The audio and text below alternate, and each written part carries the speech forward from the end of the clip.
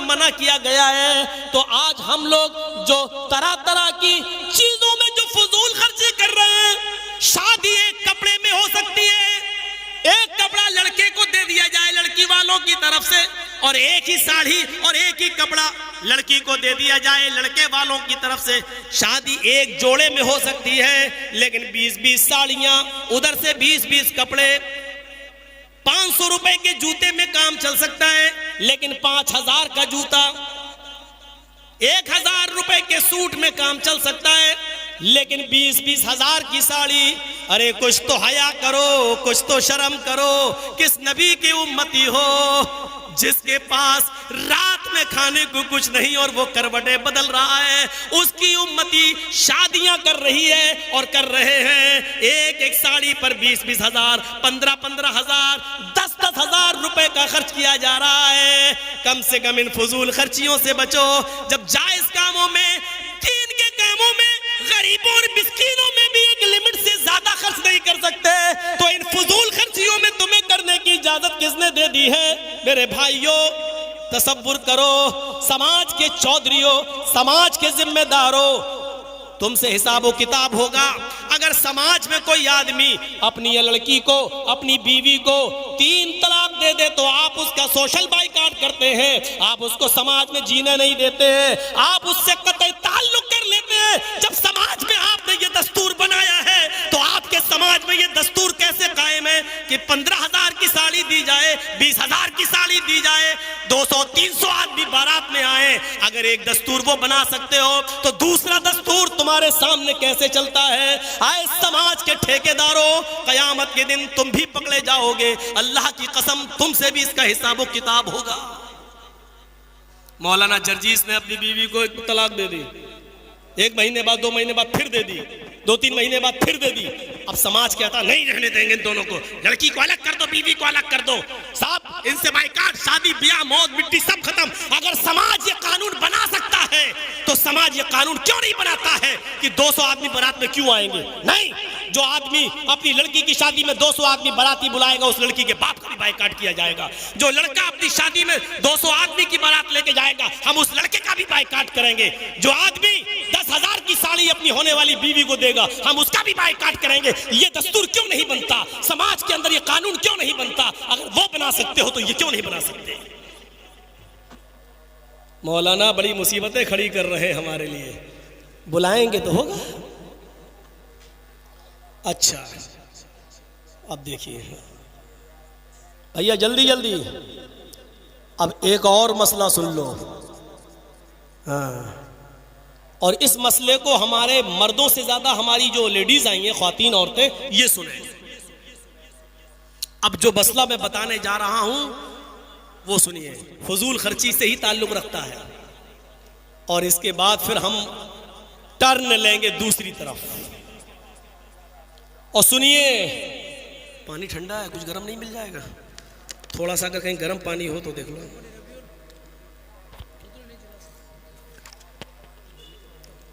सुनिए कुरान की आयत, और मस्जिद वाले जरा जल्दी कर लो, ये मसला बड़ा अहम है जो मैं बताने जा रहा हूं। सुनिए, इस मसले को हम थोड़ा सा आहिस्ता बताएंगे ताकि हमारी माँ बहनें भी समझ लें। वअलल मौलूदि लहू रिज़्क़ुहुन्ना व किस्वतुहुन्ना बिल मारूफ ला युकल्लिफुल्लाहु नफ्सन इल्ला वुसअहा।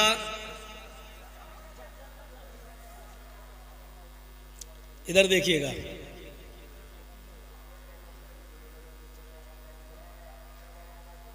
लड़के के बाप के ऊपर जिम्मेदारी होती है। सुनिए, बच्चे के बाप पर यह जिम्मेदारी आयद होती है क्या? वअलल मौलूदि लहू, जिसका बच्चा है, जो पैदा हुआ है अभी हाल ही में, आज कल परसों जो बच्चा पैदा हुआ है, वअलल मौलूदि लहू रिज़्क़ुहुन्ना व किस्वतुहुन्ना, उस बच्चे का रिस्क, खाना पीना और उस बच्चे का कपड़ा मौलूद लहू पर यानी बच्चे के बाप के ऊपर आयद होता है। सुन रहे हैं? लेकिन कैसे? बिल मारूफ, दस्तूर के मुताबिक। यही हमें बताना है, दस्तूर के मुताबिक। ये क्या है? बताने का मकसद ये है, अगर किसी शख्स ने अपनी बीवी को तलाक दे दी, तलाक पड़ गई, तलाक हो गई, और 3 महीने गुजर गए, बच्चा आज पैदा हुआ, और शौहर ने बच्चे की पैदाइश के बाद अपनी बीवी को तलाक दे दी, फिर दूसरे महीने में दूसरी तलाक दे दी, फिर तीसरे महीने में तीसरी तलाक दे दी, अब तलाक पड़ गई। औरत तीसरी तलाक के बाद अपने शौहर पर हराम हो गई। लेकिन कुरान एक कानून मुतय्यन कर रहा है कि उस 3 महीने के बच्चे का क्या होगा। उस बच्चे के लिए उसके पालन पोषण का जिम्मेदार कौन होगा?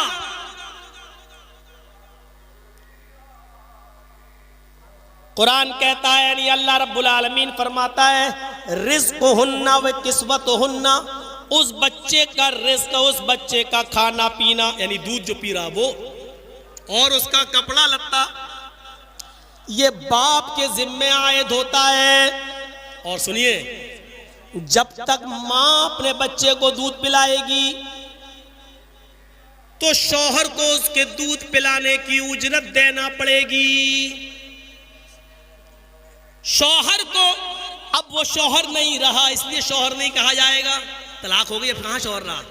उस आदमी को जो उसके बच्चे को दूध पिला रही है वो उसकी मां, उस मां के दूध पिलाने की उजरत उस औरत को देना होगी, और उस औरत को भी उजरत लेने में मना नहीं करना चाहिए, उसको उजरत ले लेनी चाहिए।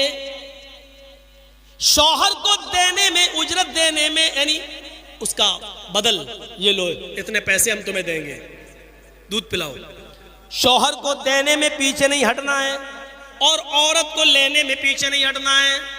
शौहर को उस दूध पिलाने की मजदूरी लेना पड़ेगी जो तय कर ले।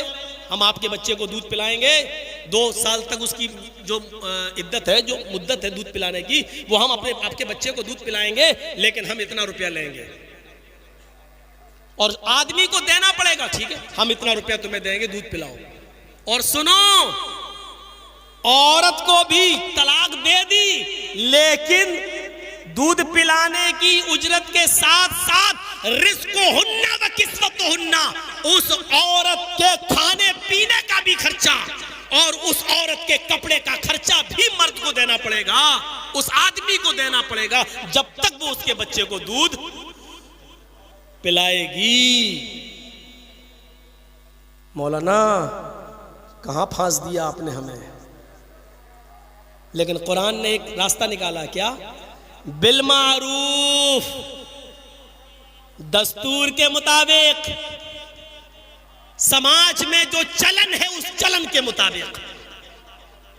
औरत अगर दूध पिलाने की उजरत मांगे कि हमें 20,000 रुपए दो तो थोड़ी चलेगा। औरत ये कहे कि हम इतने दिन आपके बच्चे को दूध पिलाएंगे, हमको ये कपड़ा लाओ खरीद के 10,000 की साड़ी, तो थोड़ी चलेगा। कुरान ने ये कह दिया बिल मारूफ, दस्तूर के मुताबिक। अगर समाज के अंदर 200 और 250 रुपए की साड़ी पहनी जाती है तो 200 और 250 रुपए की साड़ी पहनाई जाएगी। समाज के अंदर अगर दाल भात खाने का रवाज है तो औरत मुर्ग मुसल्लम नहीं मांगेगी, दाल चावल ही खिलाया जाएगा। दस्तूर उस समाज में जो चलन है उसके मुताबिक। सुनिए, एक बच्चे को दूध पिलाने की उजरत में भी फजूल खर्ची करने की इजाजत नहीं दे रहा है कुरान। एक औरत को कपड़ा देने में उसको रोजी और कपड़े का हक तो दे रहा है, लेकिन उसमें भी 10-20 हजार रुपए की साड़ी देने का हक नहीं दे रहा है। इसमें भी कुरान ये कह रहा है दस्तूर के मुताबिक, चलन के मुताबिक, समाज में जो दस्तूर है उसके मुताबिक तुम्हें खर्चा देना है। ये बता रहा है कुरान का ये फैसला, अल्लाह का ये जजमेंट कि फजूल खर्ची से यहां पर भी रोका गया है। जो कि आपके बच्चे को दूध पिला रही है, आप इसके बावजूद फजूल खर्ची नहीं कर सकते हैं। 5,000 की जगह 50,000 लेगी, 500 रुपए की साड़ी की जगह 5,000 की साड़ी लेगी। जब आप बच्चे को दूध पिलाने वाली औरत को भी दस्तूर से और समाज के तौर तरीके से अलग हटकर फजूल खर्ची करके ज्यादा नहीं दे सकते हो, तो बारातियों पर कैसे लुटा सकते हो, समाज में और बुराइयों पर कैसे लुटा सकते हो? मेरे भाइयों, ये थोड़ी सी अकल से सोचने वाली बात है। थोड़ी सी अगर हम अकल दौड़ा ले। कितनी औरतें बैठी हुई हैं बेचारी लड़कियां जिनकी शादियां नहीं हो रही हैं। क्यों? सिर्फ इस वजह से कि उनके पास देने के लिए कुछ नहीं। और समाज, वाह रे समाज, ये बेचारा इतना मजबूर कर देता है। कुछ तो हो। अच्छा, जिनकी लड़कियां हैं वो तो बड़े खुश होते हैं कि मौलाना साहब बहुत अच्छा बोल रहे हैं, लेकिन जब ये लोग अपने लड़कों की शादी करते हैं तो ये भी मांग करते हैं। ये बड़ा दस्तूर है। अरे जब तुम ये चाहते हो कि मेरी लड़की की शादी में कोई जहेज न ले, तो आप भी तो एक ऐसे उसूल बनाओ कि हम अपने लड़के की शादी बगैर जहेज के करें। आप लड़के की शादी में तो लेना चाहते हैं, लेकिन बेटी की शादी में देना नहीं चाहते हैं। तो ये दस्तूर समाज को बैठ के सोचना पड़ेगा, एक कानून बनाना पड़ेगा। न दिया जाएगा न लिया जाएगा। और सोचो तो सही कि एक बाप 18, 19, 20, 22 साल तक अपनी लड़की की निगरानी करता है, घर में कोई नहीं है, बीवी अपने मायके गई है, आपकी बेटी जवान है, लेकिन आप घर छोड़ के इसलिए नहीं जाते हो कि घर में मेरी सियानी जवान बेटी अकेली बैठी हुई है। आप उसके लिए चौकीदार बन जाते हो। जिसने चौकीदार बनकर 20-22 साल तक एक बेटी को पाला हो, फिर वो तुम्हें निकाह में अपनी जवान बेटी तुम्हें दे रहा हो। आए भेड़ियों, तुम्हें शर्म नहीं आती उसी घर में डाका डालते हुए कि मुझे मोटरसाइकिल दो, मुझे ये दो, मुझे वो दो।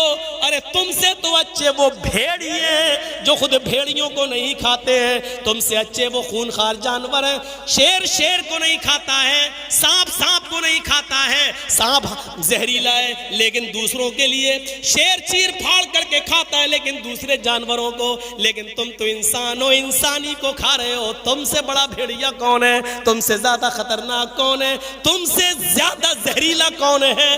तुमने लड़के को पाला पोसा, 5-10 लाख की दुकान दे दी, अब लड़की से शादी करना चाहते हो और लड़की के बाप के लिए भेड़िए बन जाते हो।